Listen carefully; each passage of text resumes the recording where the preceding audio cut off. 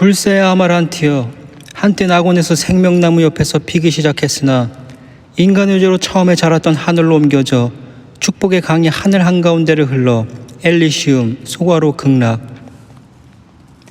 엘리시움의 꽃들의 호박의 물결을 보내는 그곳에 자라 생명의 샘의 그늘을 들이우며 높이 피는 꽃이여, 이 시들지 않는 꽃으로 선택된 천사들은 빛으로 따은 눈부신 머리채를 묶는다.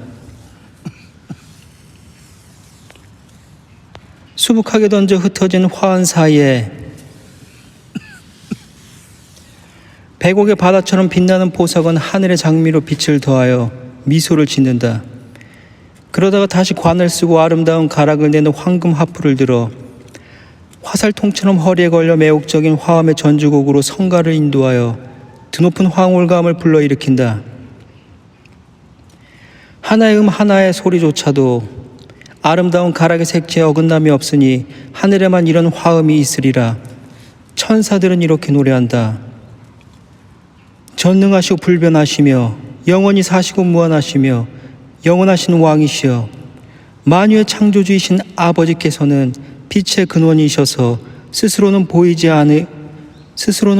않고 찬란한 빛에 쌓여 아무도 접근할 수 없는 보좌에 앉아 계실 때에는 찬란한 광채를 친히 가리지 않는 한 아무도 가까이 갈 수 없고 볼 수도 없어서 구름을 끌어와서 자신을 휘감아 빛나는 성소처럼 가운데 계시고 아버지의 옷자락이 지극히 밝은 빛으로 말미암아 돌이 어둡게 보이지만 그래도 하늘은 눈부시어 두 날개를 펴서 눈을 가리지 않고는 가장 빛나는 스랍들도 감히 가까이 할 수 없는 보좌에 앉으신 아버지시여, 천사들은 다음에는 이렇게 노래한다. 모든 창조물 중 가장 먼저 나신 아들이시여, 하나님의 영광이시여, 당신은 하나님과 똑같아서 뚜렷한 모습에 구름 한 점 끼지 않고 전능의 하나님처럼 선명하게 나타나 빛나나이다. 그렇지 않으면 누가 감히 당신을 볼 수 있으리요. 하나님의 영광스러운 광의가 당신에게 머물고 하나님의 거대한 영은 당신에게 깃들었나이다. 하나님께서는 당신을 통해 하늘의 하늘과 그곳의 온 천사들을 창조하시고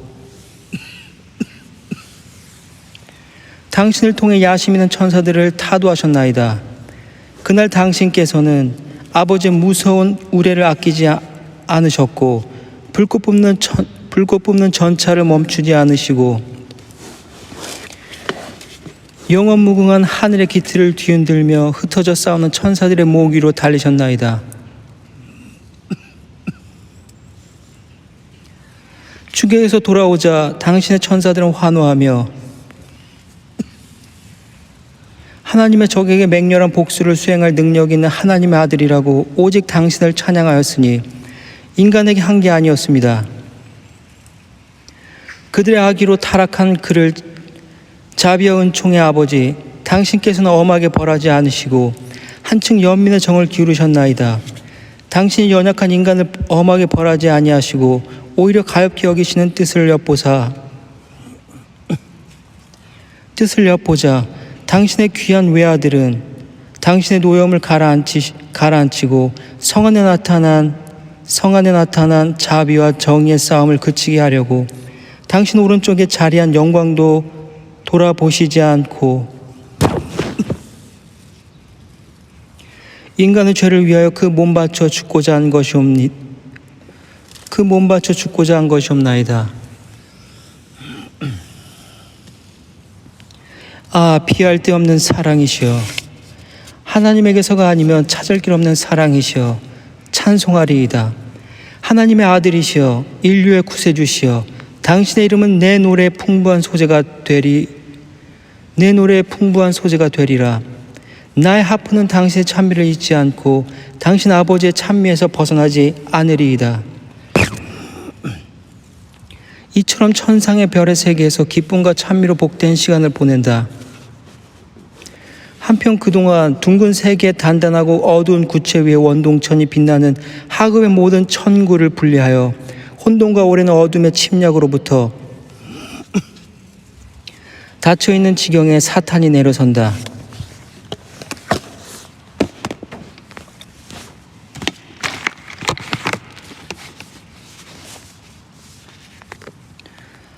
멀리서는 구체로 보이던 것이 지금은 무한한 대륙으로 보인다. 어둡고 광막하고 거칠고 별일 없는 밤의 찡그린 상 아래 드러나 사나운 하늘 주위에는 혼돈의 폭풍이 끊임없이 불어댄다. 오직 한쪽, 좀 멀기는 하지만 하늘의 성벽에서 요란한 폭풍에 별로 영향받지 않는 빛나는 대기의 희미한 반사를 받는 그쪽만은 다르다. 여기 넓은 들판을 마왕은 제멋대로 거닌다.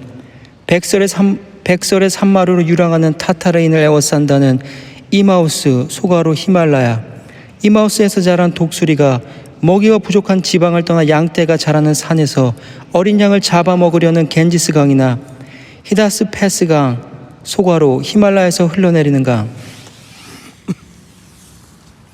히다스 패스 강 등 저 인도강의 원류로 날아가는 도중에 중국인들이 돛을 달고 가벼운 등나무 수레를 모는 세렉하나 황야에 내리던 때와 같이 마왕은 바람이 날뛰는 바다 같은 땅에서 먹이를 찾아 이리저리 헤맨다.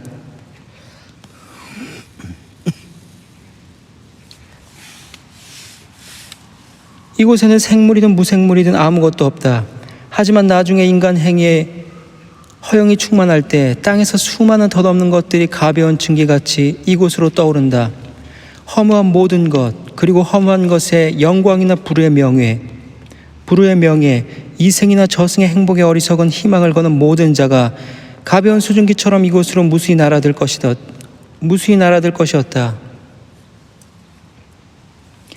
오직 사람들의 칭송만을 추구하여 미신을 따라 맹목적으로 힘과 열정을 다해 살아서 거기에 대한 보상을 땅에서 모두 받은 자들은 그들이 향해 온 일만큼이나 허망하기 짝이 없는 합당한 응보를 이곳에서 받을 것이다.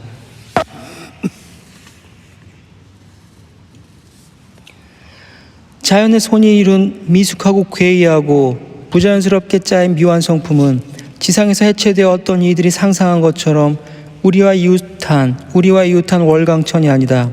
월광천, 소가로 달, 월광천이 아니다.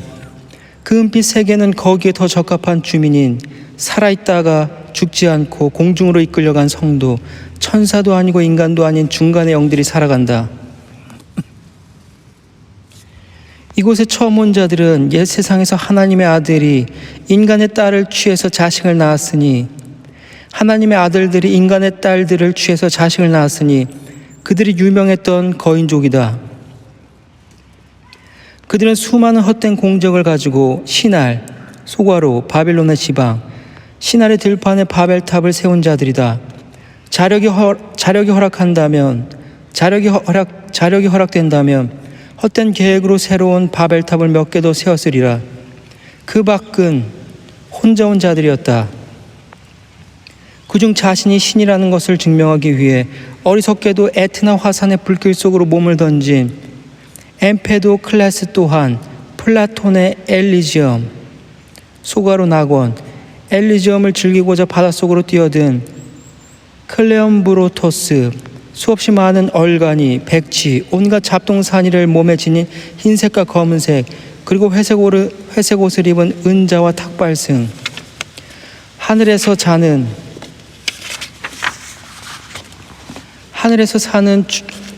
사는 자를 죽은 것으로 생각하여 골고다에서 찾아 헤매던 순례자, 또 기어이 낙원에 가려고 죽을 때 도미니크파 의상을 입거나 또는 프란체스코파 옷으로 분장한 채 통과하려고 생각하는 자들도 있었다.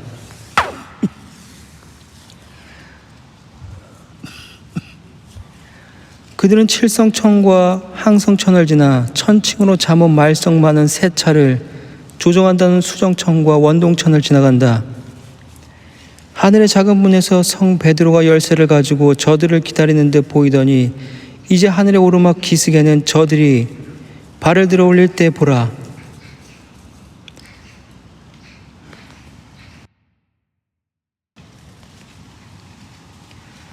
이제 하늘의 오르막 기슭에서 저들이 발을 들어 올릴 때 보라. 맹렬한 십자의 바람이 양쪽 기슭에서 불어와 저들을 비스듬히 몇 마리 먼 공중으로 휘몰아친다. 그때 그대들은 볼 수 있으리라. 승무와 두건, 승복과 그 쓰고 입은 자들과 더불어 바람에 휘날려 넝마 조각처럼 휘날리는 것은 카톨릭 교도가 미신적으로 숭배한 성자의 의복 같은 유물과 묵주와 면제부와 쏴제건과 칙서 등도 바람의 놀이개가 되어 높이 날아올라 멀리 세계의 등성이를 넘어 그 후 바보나곤, 소가로, 림보, 구약시대의 조상들이 예수가 강생하여 세상을 구할 때까지 기다리는 곳, 그 후 바보나곤으로 불리던 드넓은 변방으로 날아간다. 오랜 뒤에는 모르는 이 없이 알려졌으나 지금은 사는 자도 찾는 자도 없다. 마왕은 검고 어두운 구체를 지나면서 한 줄기 희미한 새벽빛을 보고 지친 발걸음을 황급히 그쪽으로 돌린다. 저 멀리 장엄한 계단을 타고 올라가 하늘의 성벽에 이르는 높은 건물이 그의 눈에 띈다. 그 꼭대기에 왕궁의 문처럼 보이는 그러나 훨씬 화려한 건물이 나타난다. 정면에는 황금과 건물이 나타난다. 거기에는 황금과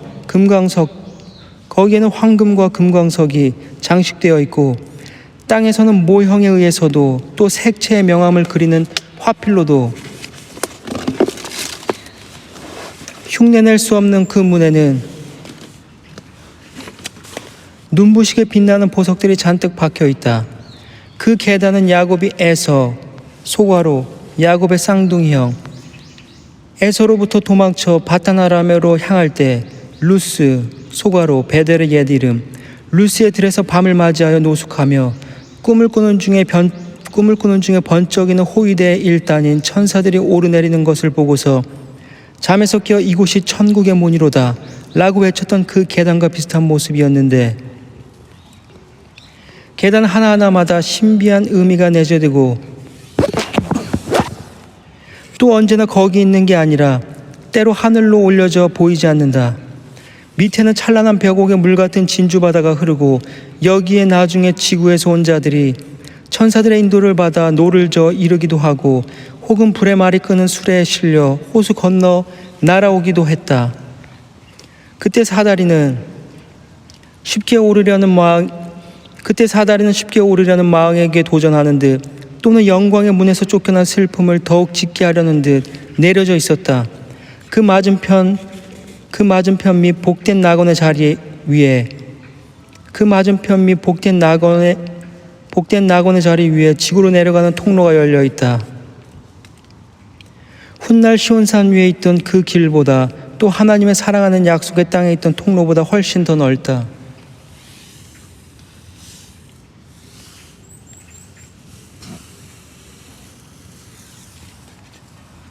그 길을 따라 높은 이의 명령에서 저 복된 족속을 방문하려고 천사들이 자주 왕래했고 또 특별하신 뜻에서 하나님의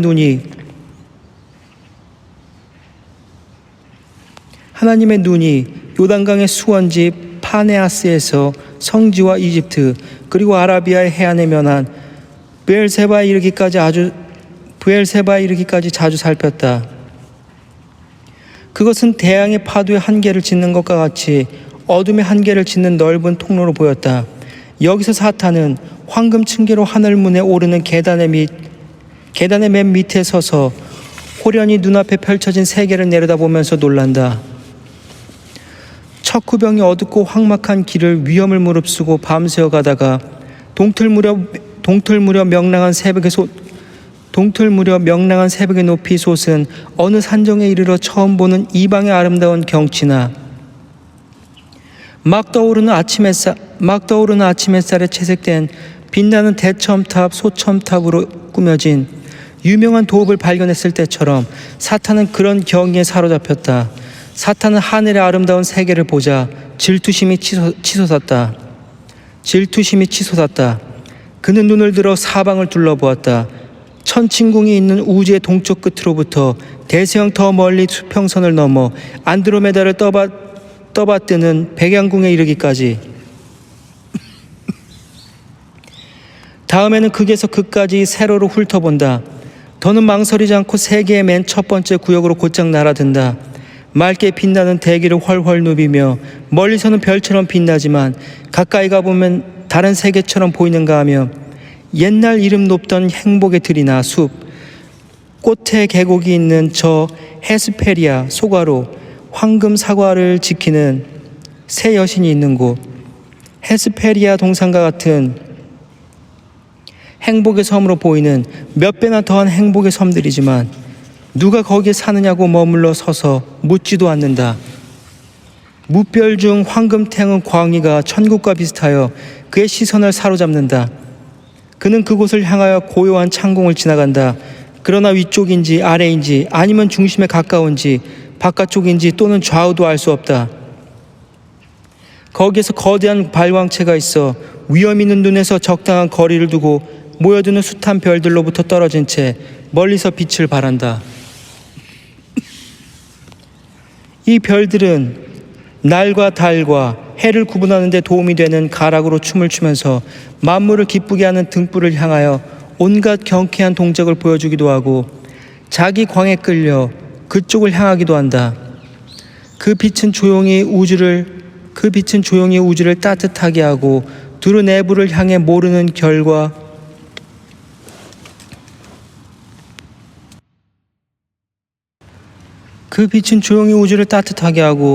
두루 내부를 향해 모르는 결에 부드럽게 침투하여 보이지 않는 힘을 그 속까지 쏘아 넣는다. 그는 훌륭한 전망의 위치를 차지하였다. 그곳에 마왕이 상륙하였으니 이런 반점은 천문학자도 망원경을 통해 태양의 빛나는 구체에서 아직 본 일이 없으리라. 금석 따위 땅 위에 어떤 것과 비교하여도 이곳이 말로 다 표현할 수 없을 정도로 찬란하게 보인다. 어디고 다 똑같지는 않으나 모두 한결같이 찬란한 빛이 마치 불타는 쇠처럼 보였다.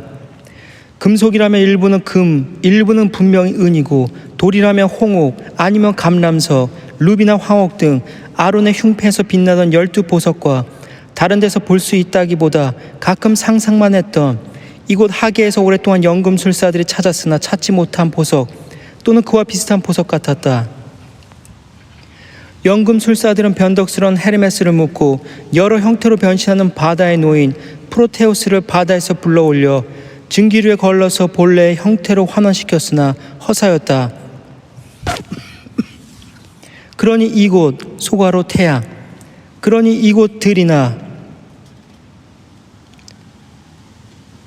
산이 불로장생을 뿜어내고 강들이 마실 수 있는 황금을 흘려내보낸다 해도 무엇이 신기하랴. 연금술사의 왕인 태양이 이렇게 멀리 떨어져 있어도 한 번의 영검한 손길로 여기 어둠 속에서 땅의 습기를 만지면 오색 찬란하게 빛나며 아주 진귀한 효능을 지닌 각양각색의 온갖 귀한 것이 만들어지는데 태양의 사냐가 만병통치의 영약인 순전한 향기를 뿜어내고 강들이 마실 수 있는 황금으로 넘실거린다 해도 무슨 놀랄 일이겠는가. 사탄은 지금까지 본 새로운 것에 현혹되지 않은 채 멀리 내다본다. 여기에는 시야를 가리는 거나 그림자도 없었고 오직 햇빛뿐이었는데 태양이 정오의 적도 위에서 내리쬐면 그 아래 불투명한 물체가 있어도 어디에도 그림자가 생기지 않는 모습 같았다. 대기도 어느 곳보다 맑아서 아주 먼 물체까지도 또렷하게 볼 수 있었기 때문에 사탄은 요한계시록 19장 17절 요한이 태양 속에서 보았던 영광의 천사가 등을 돌리고 있으나 빛은 가려지지 않고 그의 머리 위에는 찬란한 햇빛 같은 금관이 얹혀 있고 늘어진 머리채 역시 빛을 내 날개 달린 어깨 위에서 흔들린다. 무슨 큰 임무를 맡거나 아니면 깊은 생각에 잠긴 듯하다. 부정한 영은 이제 방황의 길을 이끌어줄 자를 찾았다는 희망을 안고 기뻐한다. 그의 여행의 끝이요 우리 화의 시초인 낙원, 인간의 복된 자리로 하지만 그는 먼저 본 모습을 바꿀 연구를 한다. 그대로는 위험하고 일이 지체될 것 같기에 그는 젊은 케루빔으로 변신하였다. 청춘의 모습은 아니지만 얼굴에는 거룩한 청춘의 미소가 떠오르고 온몸에는 어울리는 우아함이 넘치도록 아주 멋지게 가장했다. 관 밑에는 부드러운 머리털이 곱슬곱슬 두 뺨에 너울거리고 몸에는 황금 깃털을 달고는 날개에 알맞은 옷차림을 하고 있었다. 그리고 점잖은 걸음걸이에 은지팡이를 짚었다. 그는 소리 없이 접근하진 않았다. 빛나는 천사 하나, 미처 그가 접근하기도 전에 알리는 소리를 듣고 빛나는 얼굴 이쪽으로 돌리니 이내 알 수 있다. 그는 다름 아닌 대천사 우리엘이었다. 우리엘의 소임은 하나님께서 계시는 곳 보좌 앞 가장 가까이에서 하명을 기다리며 서 있다가 하나님의 눈이 되어 모든 하늘을 다니기도 하고 내려와서는 젖은 땅과 마른 땅을 가리지 않고 바다와 육지를 두루다니며 하나님께서 명령한 일을 수행하는 것이었다. 사탄은 우리엘에게 말을 건넸다. 우리엘이여, 그대는 하나님의 높은 보좌 앞에 서는 영광에 빛나는 일곱 천사 중 제일인 자이자 그대는 하나님의 높은 보좌 앞에 서는 영광에 빛나는 일곱 천사 중 제1인 자이자 통변자로서 그의 위대한 절대적인 뜻을 알리는 분이 아니오.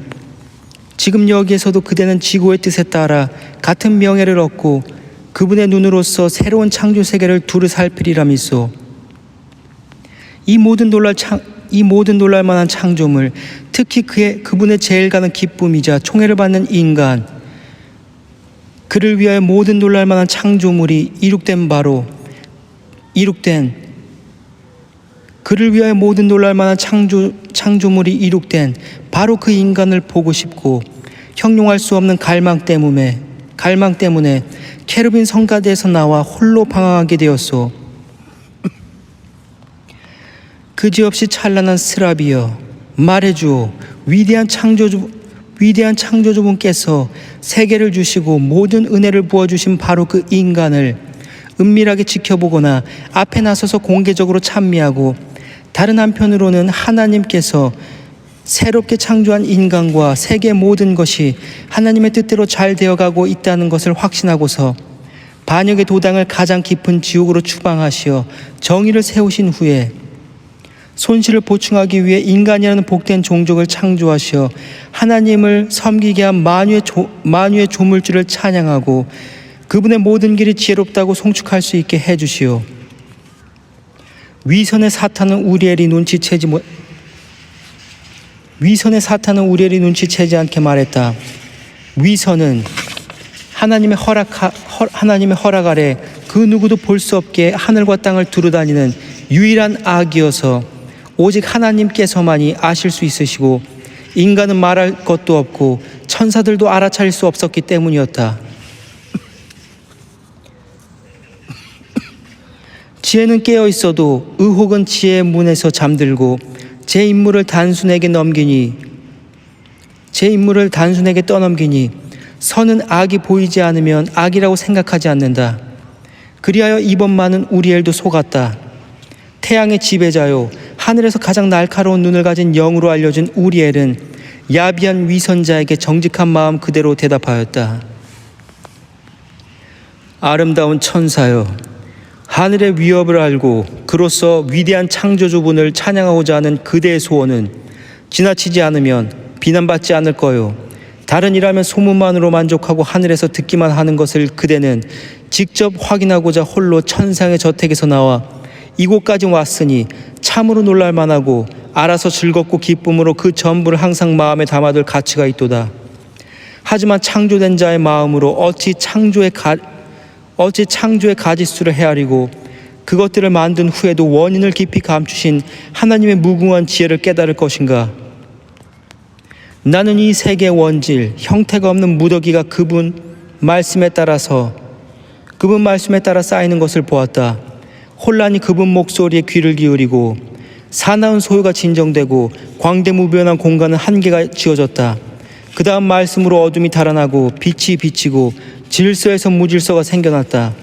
이어 땅, 물, 불, 공기 같은 무거운 원소는 각자가 있어야 할 구역으로 서둘러갔고 하늘의 다섯 번째 원소인 연기, 소가로, 에테르, 연기는 회전운동을 하는 가운데 여러 가지 형태로 위로 날아올라 너가 보는 바와 같이 무수히 많은 별이 되어 궤도를 돌고 있다. 연기로 만들어진 별들에게는 각각 있을 자리와 운행할 궤도가 있지만 나머지 연기는 우주를 원으로 돌며 우주의 성벽 역할을 하고 있다. 저 구체를 내려다보라. 이쪽 면은 반사되는 것이긴 하지만 빛을 받아 빛난다. 저기가 곧 지구인 인간의 자리다. 저 빛이 인간의 낮, 그것이 없으면 다른 방구처럼 밤이 침범할 것이다.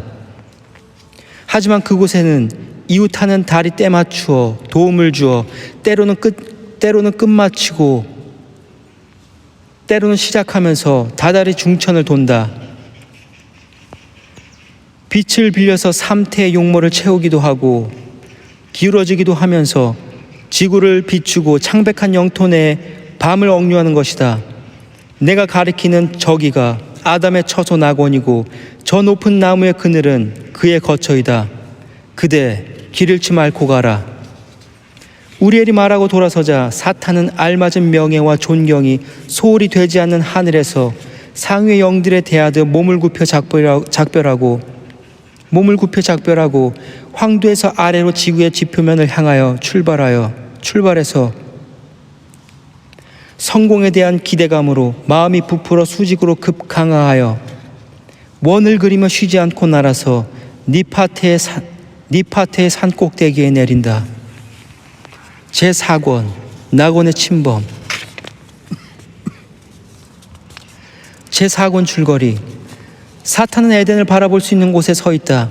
하나님과 인간에게 반역하고자 대담한 계획을 실행할 장소 가까이에 이르자 자신에 대한 이런저런 의심이 들어 두려움과 시기와 절망 같은 정념이 교차한다.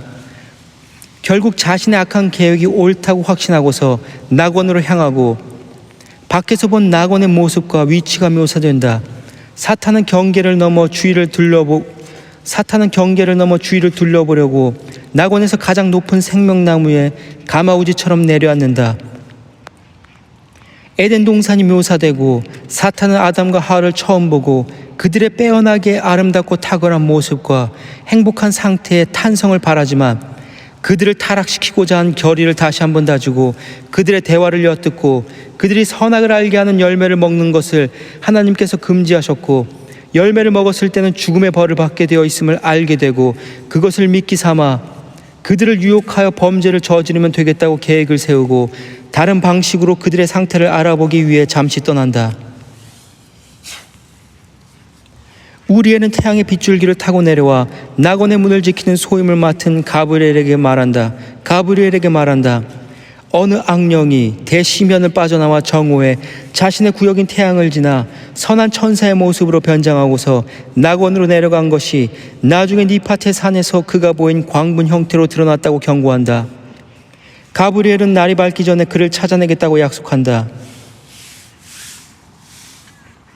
밤이 되자 아담과 하와는 쉬자고 이야기한다. 그들의 정자, 그들의 저녁 예배가 묘사된다. 가브리엘은 야경대를 모아 낙원을 순찰시키고 잠자는 아담과 하와에게 악령이 어떤 해를 끼치지 않을까 해서 힘센 천사 둘을 불러 아담의 정자에 배치한다. 거기서 그들은 꿈속에서 하와를 유혹하는 악령을 발견하고 반항하는 그를 가브리엘에게 끌고 간다. 그는 가브리엘의 신문에 냉소적으로 대답하고 대항할 자세를 취한다. 하지만 하늘의 계시에 따라 어쩔 수 없이 낙원 밖으로 도망친다. 묵시를 보았던 이 소가로 사도 요한. 묵시를 보았던 이가 하늘에서 크게 울려 퍼지는 것을 들었던 경고의 목소리. 계시를 본 그가 악령이 두 번째 패주하여 소가로 요한계시록 12장 12절. 두 번째 패주하여 인간에게 복수하고자 우악스럽게 지상에 내릴 때 땅 위에 거민들에게 화가 있으리라 하고 울부짖는 목소리를 들을 수 있었다면 늦기 전에 우리 조상이 모르는 결에 오는 적에 대한 경고를 받고 치명적인 올가미를 벗어나려면 벗어날 수도 있을 것이니 적의 치명적인 덫을 피할 수 있었을지도 모른다. 사탄은 분노로 타올라서 인류를 고발하는 자가 되기 전에 유혹자가 되어 자신이 첫 번째 싸움에서 패배하여 지옥으로 도망칠 수밖에 없었던 일과는 아무 상관없는 연약한 인간에게 화풀이하고 복수하기 위해 땅으로 내려왔다. 하지만 떨어져 있을 때는 대담하고 겁이 없었던 그였으나 자신의 행운을 기뻐하지도 않고 뽐낼 여유도 없어 악한 계획을 꾸민다. 그 계획은 싹트려고 꿈틀거리고 가슴 속에서 끌어올라 악마의 기관처럼 제 가슴 위로 뛰어오른다. 공포와 의혹은 그의 생각을 산란하게 하고 괴롭혀 마음의 지옥을 바닥부터 뒤흔들었다. 그는 마음속이나 몸의 지옥을 지니고 있어 장소가 바뀐다 해도 자신으로부터 나갈 수 없는 것처럼 단 한 발짝도 지옥에서 벗어날 수 없다. 지옥에서 떠날 수 없다. 양심은 잠자던 절망을 일깨우니 과거와 현재와 악화할 것이 분명한 미래에 대한 쓰라린 생각이 눈을 뜬다. 악행 뒤에는 반드시 악의 고난이 뒤따르는 법, 때로는 눈앞에 즐겁게 펼쳐진 에덴을 비통한 눈초리로 쏟기도 하고, 때로는 하늘과 지금은 정오와 탑에 높이 걸터앉은 눈부신 태양을 쏘아보기도 하며 이것저것 생각하다 한탄한다.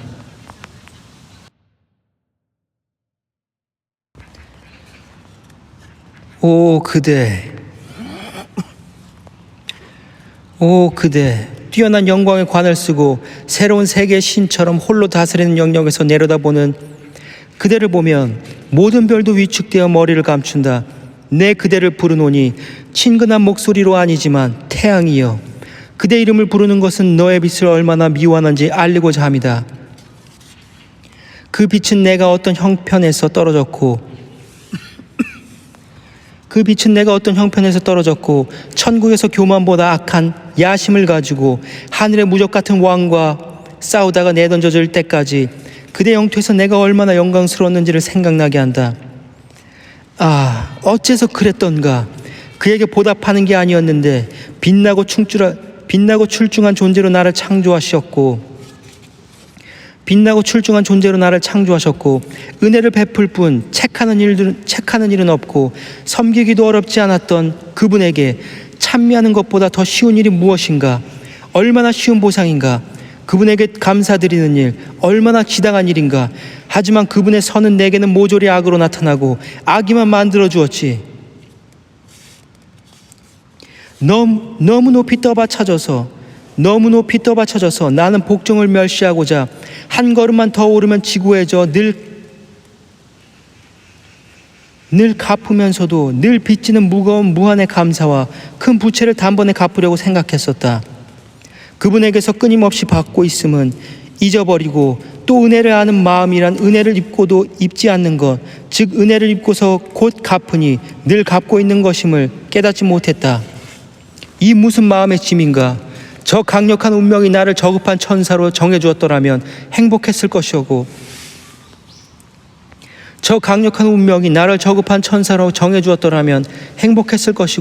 끝없는 욕망 때문에 야심 따위는 품지 않았을 텐데, 아니 그렇지도 않으리라. 나만큼 위대한 천사가 있어 높은 뜻을 품고 비록 낮으나 나를 자기 편으로 이끌었을지도 모른다. 나만큼 위대한 천사는 떨어지지 않고 안으로나 밖으로나 모든 유혹의 무장을 갖추어 흔들리지 않는다.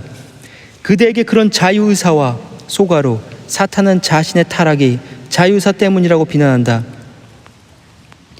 그대에게 그런 자유의사와 일어설 힘이 있었는가? 그렇다면 만물에 고루주는 하늘의 자유로운 사랑밖에는 누구를 또 무엇을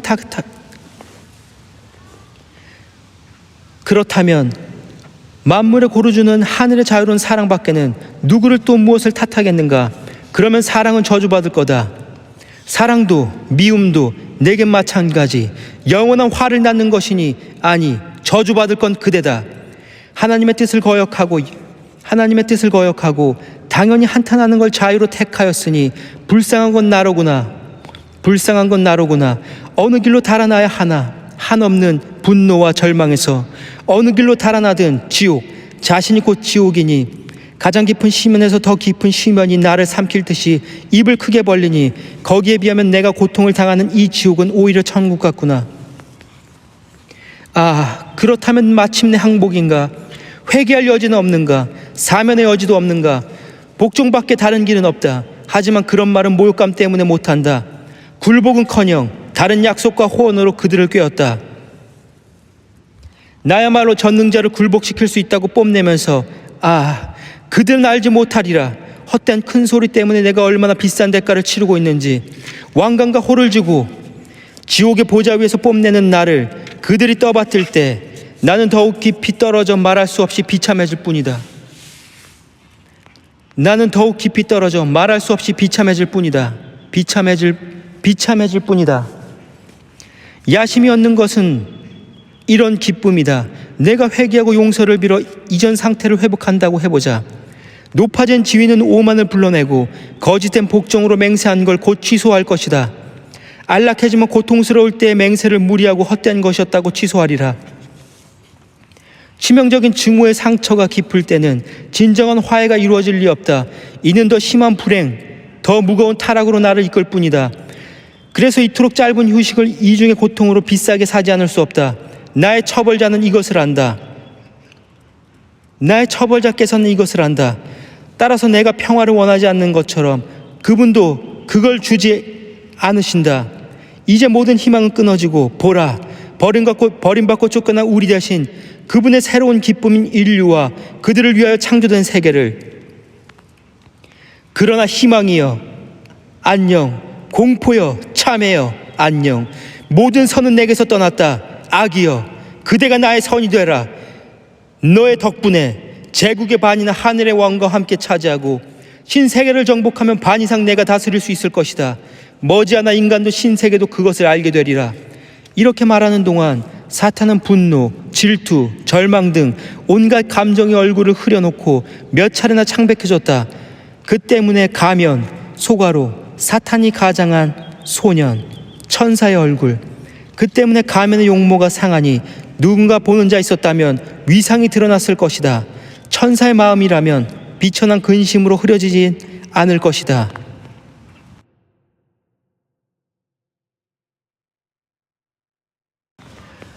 그것을 곧 깨닫고 속임수에 능한 그는 산란한 마음을 외양의 평온으로 덮는다. 그는 복수와 통하는 깊은 악의를 감추고 성자의 탈을 쓰고 허위를 실행한 제1인자다. 그러나 조심스러워진 우리엘을 속일 만큼 능숙하지는 못했다. 우리엘의 눈은 마왕이 가는 길을 쫓아 내려가니 아시리아 산, 소가로 니파테 산을 가리킴. 아시리아 산에서 선한 천사라고는 할 수 없는 모습으로 변장한 것을 보았다.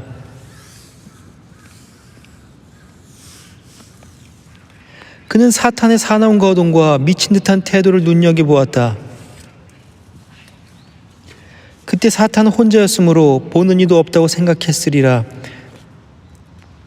이렇게 전진하여 에덴의 경계에 이르니 더욱 가까워진 낙원은 시골의 둑처럼 푸른 울이 황막한 산의 평평한 봉우리에 씌워졌고, 이렇게 전진하여 에덴의 경계에 이르니 더욱 가까워진 낙원은 시골의 둑처럼 푸른 울이 황막한 산의 평평한 봉우리에 씌워졌고, 덤불로 뒤덮인 산비탈은 귀개하고도 거칠어서 가까이 갈 수 없었다. 머리 위에는 삼나무, 소나무, 전나무의 가지가 늘어진 종려나무 등 키가 큰 수목들이 하늘에 닿도록 자라 숲 위에 숲으로 층층이 올라갔으니 그야말로 굉장한 숲의 광경이다. 수목들의 꼭대기보다 훨씬 높이 낙원에 푸른 울이 솟아있다. 여기서 우리 조상은 근처 사방의 아래 세상을 둘러본다. 이 울보다 더 높이 둥글게 열을 지어 열매가 가득하고 금빛꽃도 피고 열매도 맺는 훌륭한 나무들은 화려하고 눈부신 갖가지 빛깔에 물든 듯하다. 태양은 저녁 노을보다 하나님께서 대지에 소나기 내릴 때의 무지개보다 더 화려한 빛을 쏟아낸다. 그 경치가 아름다웠다. 그지없이 맑은 대기가 다가오는 그를 맞이하고 가슴의 절망 위에 모든 슬픔을 몰아낼 봄의 즐거움과 기쁨을 불어넣는다. 산들바람은 향기를 풍기는 날개를 부채질하며 자연의 향기를 뿌리고 어디서 이런 향기로운 보물을 가져왔는가를 소곤거린다. 희망봉을 넘고 지금 모잠비크를 지난 항해자들에게 먼 바다에서 불어오는 북동풍이 행복한 아라비아, 소가로 지금의 예멘, 아라비아의 향기로운 해안에서 시바의 방향을 몰아오면 항해가 지연된다 해도 그들은 기꺼이 백기를 늦출 때처럼 또 늙은 태양이 몇 해리에 걸쳐 달콤한 향기가 미소 지을 때처럼 달콤한 향기의 독을 품고 온 사탄도 즐거워진다.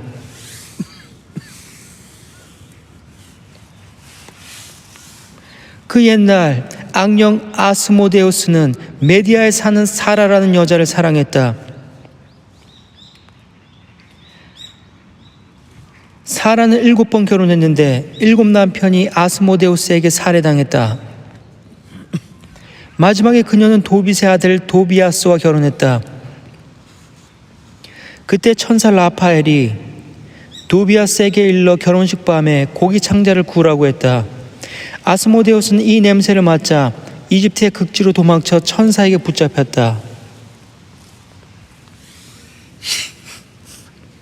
사탄은 생각에 잠긴 채 험하고 거친 산비탈을 천천히 내려간다.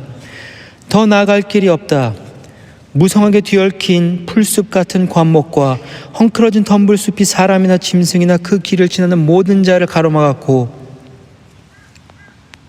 거기에는 동쪽을 향하여 문 하나가 있다. 사탄은 그것을 보고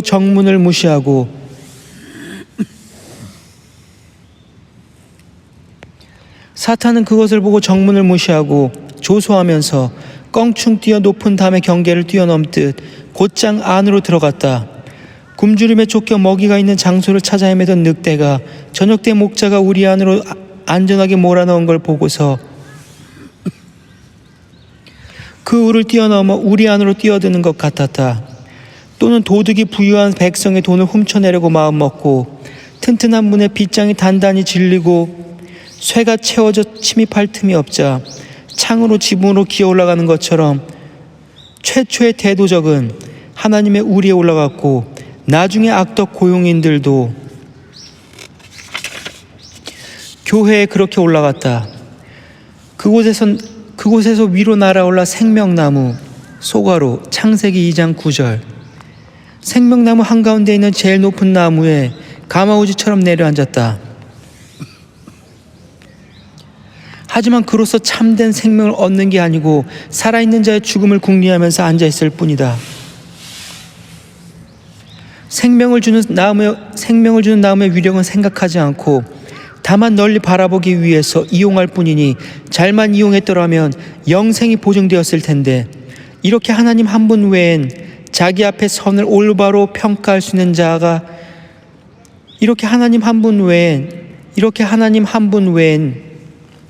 자기 앞에 선을 올바로 평가할 수 있는 자가 없고 최선의 것을 최악의 것으로 남용하고 아주 비천한 용도에 악용할 뿐이다. 지금 그는 눈 밑에 펼쳐진 새로운 기적을 본다. 좁은 땅에 펼쳐진 풍요로운 자연, 아니 그 이상이라 할 수 있는 지상의 천국이 인간 감각의 온갖 기쁨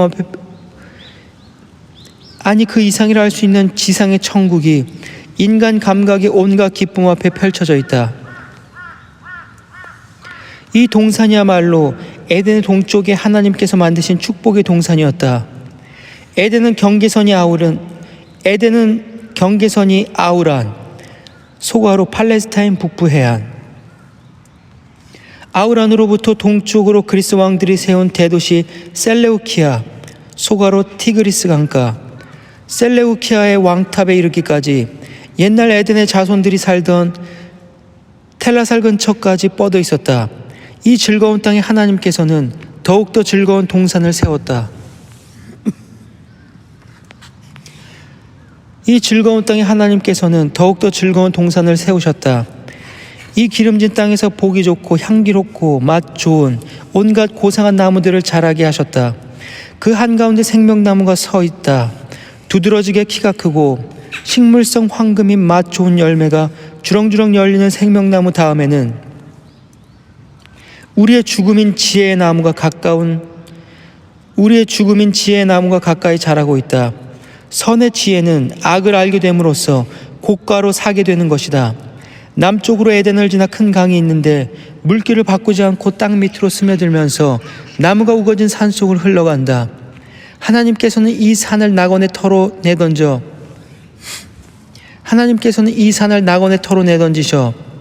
내던져 급한 물결 위에 높이 일으키셨다. 이 급류는 자연이 말라서 구멍 많은 지맥을 통해 끌려 나와 맑은 샘으로 솟아올라 수많은 시내가 되고 동산을 적신다.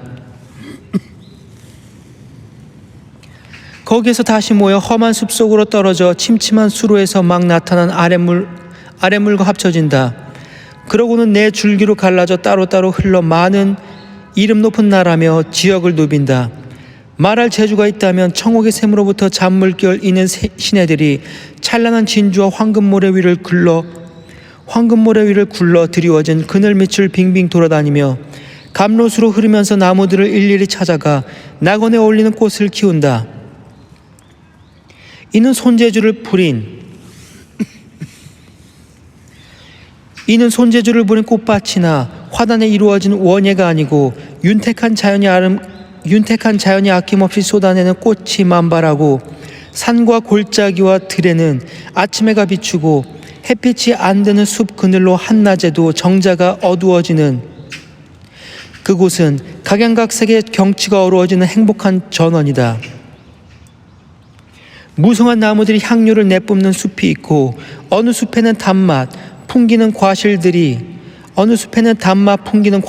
황금 껍질로 빛나며 매달려 있으니 헤스페로스의 옛 이야기가 사실이라면 여기가 그곳이다. 그 사이에는 풀밭과 평평한 언덕이 있고 종려나무 동산 등이 여기저기 있다. 물이 있는 골짜기 화려한 무릎 위에는 여러 가지 꽃과 가시 없는 장미의 보고가 펼쳐져 있다. 저쪽에는 그늘진 동굴이 있는 서늘하고 아늑한 곳 그 위에는 포도덩굴이 덮여 자주색 포도알이 매달린 채 곱고 무성하게 뻗어 있다. 노래하듯 흐르는 물은 산비탈을 내려가며 흩어지거나 도금향이 우거진 기슭까지 내려가 수정같이 넘치는 호수에서 합쳐진다. 새들은 합창으로 화답하고 봄바람이 들과 숲의 향기를 풍기며 떨리는 나뭇잎을 어루만질 때 만물의 판, 소과로 목축의 신, 만물의 판은 우미와 계절을 춤으로 결합하려고 영원한 봄을 끌어들인다. 페르세포네, 소과로 그리스 신화의 봄과 씨앗의 여신. 페르세포네가 꽃을 꺾다가 자신이 더 아름다운 꽃이었기에 음울한 하데스에게 꺾여 네메테르에게 그녀를 찾으러 온 세상을 헤매는 고통을 준 저 아름다운 엔나, 소과로 시칠리아의 도시. 엔나의 들판도 또 오론테스강, 소과로 북시리아의 큰 강. 오론테스강과 카스탈리아, 소과로 나푸네 숲에 있는 샘. 카스탈리아의 영천가에 있는 다푸네, 소과로 아폴론이 사랑한 님프. 나푸네의 아름다운 숲도 에덴의 악원과는 겨룰 수 없다. 이교도들이 암몬 또는 리비아의 제우스라고 불렀던 늙은 캄, 소과로 노아의 아들. 늙은 캄, 아말테이아, 소과로 제우스의 유모. 아말테이아와 혈색 좋은 젊은 아들 디오니소스를 게모레아의 눈에서 감춘 트리톤강에 둘러싸인 니사 섬도, 또 아리시니아 왕들이 후손들을 지켰던 곳, 에티오피아의 적도 아래 날강 근원 지대에 번쩍이는 바위로 에워싸여 하루 여정 되는 높이에, 소과로 혹자는 이곳을 진정한 낙원으로 생각하기도 했지만 하루 여정이 되는 높이에 아마라산도 에덴 낙원에 비할 바는 못된다. 아시리아의 동산에서 멀리 떨어진 이 동산에서 사탄은 새롭고 기이하게 보이는 가지각색 생물과 모든 기쁨을 무표정하게 바라보았다. 그중 지극히 고상한 두 모습, 소과로 아담과 하와. 키가 크고 하나님처럼 꼿꼿한 데다 알몸이지만 위험 있는 몸에는 타고난 존귀함이 얹혀있고 신성한 얼굴에는 영광스러운 창조주의 모습, 진리와 예지, 엄격하고 순결한 성덕이 빛난다.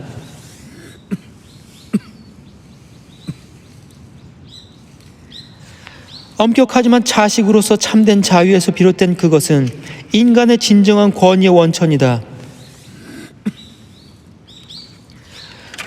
물론 두 사람은 성이 같지 않은 것처럼 똑같지는 않다. 남자는 사색과 용기를 위하여, 여자는 남자는 사색과 용기를 위하여, 여자는 온유와 우아함을 위하여, 남자는 하나님만을 위하여, 여자는 남자에게 나타나 하나님을 위하여 만들어졌다. 남자의 아름답고 넓은 이마와 숭고한 눈은 절대적 지배를 나타냈고, 히아신스 같은 머리채는 갈라진 앞머리에서 탐스럽게 늘어져 씩씩해 보이나 넓은 어깨 밑까지 이르지는 않았다. 여자의 꾸미지 않은 금발은 베일, 소괄호, 미소년 히아신스의 머리채 비유. 여자의 꾸미지 않은 금발은 베일처럼 가는 허리까지 내려와 포도의 덩굴손이 꼬부라지듯 제멋대로 곱슬곱슬 파도를 친다. 이는 복종을 뜻하지만 점잖은 주권으로 요구되어 그녀가 자진해서 응하는 것이다. 수줍으면서도 공손하게, 정숙하면서도 떳떳하며, 우아하면서도 마지못한 듯, 마음 내키지 않은 듯 주저하며 정답게 응하며 남자를 극진하게 받아들인다. 그때는 신비로운 부분도 감추지 않고 따라서 죄스러운 수치감도 없었다. 자연의 과업에 올바르지 못한 수치여, 죄가 빚어낸 부정한 치욕이여, 그대는 순수해 보이는 외관만으로 인류를 어지럽히고 인생에서 가장 행복한 생활, 단순과 티 없는 청순을 쫓아냈던가. 두 사람은 전라의 몸으로 걷는다. 하나님의 눈도 천사의 눈도 의식하지 않고 악은 생각조차 하지 않기 때문에 그들은 서로 손잡고 걷는다. 일찍이 사랑의 포옹을 나누었던 아름다운 한 쌍의 남녀, 그 아들로 태어난 남자 가운데에서 가장 잘난 아담과 그 딸들 가운데서 가장 고운 하와, 푸른 풀밭에 속삭이며 서 있는 그늘 짙은 나무 밑,